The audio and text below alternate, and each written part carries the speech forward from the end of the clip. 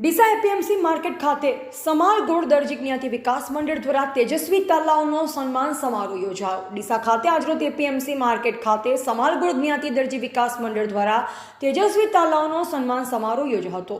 સાથે સાધારણ સભા યોજાઈ। આ પ્રસંગ સમાલ ગોળ દરજી સમાજના ભાઈઓ બહેનો મોટી સંખ્યામાં ઉપસ્થિત રહ્યા અને સાધારણ સભામાં વાગદોડ મુકામે આવેલ ત્રિકમજી ભગવાનના મંદિરે જન્માષ્ટમીના પ્રસંગને લઈ ઉછામણી બોલાવવામાં આવી। સમાલ ગોળ દરજી સમાજના પ્રમુખ સોમાભાઈ દરજી, મંત્રી અશ્વિનભાઈ તેમજ ભાવેશભાઈ દરજી સહિત કારોબારી સભ્યો અને સમાજના આગેવાનો, હોદ્દેદારો મોટી સંખ્યામાં ઉપસ્થિત રહ્યા હતા।